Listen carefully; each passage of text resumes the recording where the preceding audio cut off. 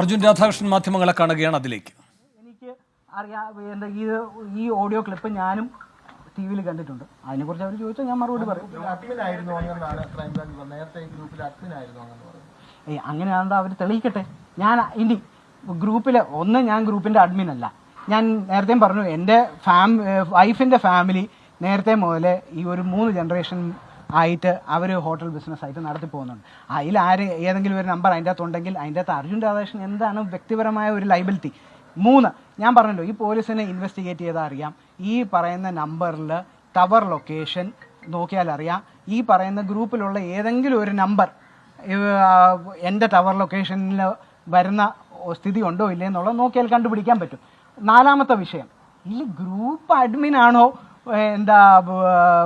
Group മെമ്പറാണോ എന്നുള്ളതാണോ പ്രധാനപ്പെട്ട വിഷയം.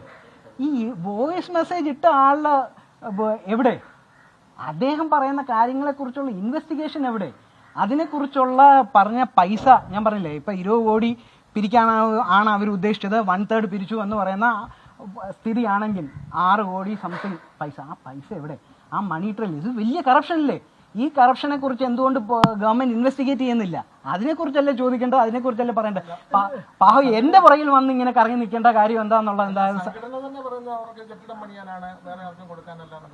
അല്ല, നിങ്ങൾ സംഘടന പറയുന്നതാണോ അല്ലേ വളരെ നാച്ചുറൽ ആയിട്ട് ഗ്രൂപ്പിലിട്ട മെസ്സേജ് ആണോ നിങ്ങൾ വിശ്വസിക്കുന്നത്? ഏതാണ്? ഞാൻ വിശ്വസിക്കുന്നത് ഗ്രൂപ്പിൽ വന്ന മെസ്സേജാണ്. അതാണ് ഈ കേരളത്തിലുള്ള എല്ലാ ജനവും വിശ്വസിക്കുന്നത് എന്നുള്ളതാണ് എൻ്റെയും വിശ്വാസം. ഇവിടെ ഇതിൻ്റെ അകത്ത് ഒരു വലിയൊരു കറപ്ഷൻ നടന്നിട്ടുണ്ട്. ആ കറപ്ഷൻ്റെ ഒരു ഇനീഷ്യൽ എക്സാമ്പിൾ എന്ന് പറയുന്നത് തന്നെ ഈ പറയുന്നത് IT കെട്ടിടം ടെക്നോ പാർക്ക് ഉൾപ്പെടെയുള്ളതിൽ ബാർ ലൈസൻസ് കൊടുക്കാൻ വേണ്ടിയുള്ള നടപടി വരെ ഇങ്ങനെ എടുത്ത് വാട്ട് ഈസ് ദ ഇൻഡിക്കേഷൻ? എന്താണ് ഇൻഡിക്കേഷൻ? ഈ സർക്കാർ വളരെ സോഫ്റ്റാണ് ഈ ലിക്കർ പോളിസിയിൽ നിന്ന് ഇവർക്ക് എന്തോ ഒരു ബെനിഫിറ്റ് പർട്ടിക്കുലർ ആയിട്ട് നേടാനായിട്ടുണ്ട് എന്നുള്ളതാണ് എനിക്ക് എൻ്റെ ഒരു ഇൻഫർമേഷൻ. എൻ്റെ കയ്യിൽ ആരും കൊണ്ട് തന്നിട്ടില്ല. ആർക്കെങ്കിലും എന്തെങ്കിലും ചോദിക്കണമെങ്കിൽ വന്ന് ചോദിച്ചോട്ടെ, ഞാൻ സന്തോഷത്തോടെ പറഞ്ഞു.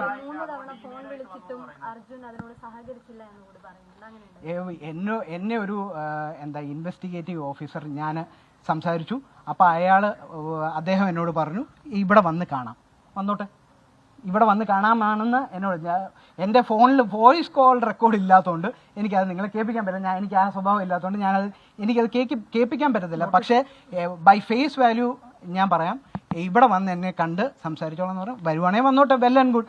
എനിക്കറിയാവുന്ന, എനിക്ക് നിങ്ങളെ ഉള്ള പോലെ തന്നെ ഈ കേരളത്തിലുള്ള ജനം മുഴുവൻ കേട്ടതുപോലെ ഉള്ള ഒരു കാര്യങ്ങളാണ് എനിക്കറിയാവുന്നത്. അതെന്താണെങ്കിലും രാധാകൃഷ്ണനാണ് ഇപ്പോൾ മാധ്യമങ്ങളോട് സംസാരിക്കുന്നത്. അന്വേഷണ ഉദ്യോഗസ്ഥൻ ബന്ധപ്പെട്ടു, വരുമ്പോൾ ആവശ്യപ്പെടുന്ന കാര്യങ്ങൾക്ക് മറുപടി നൽകാമെന്നടക്കമാണ് പറയുന്നത്.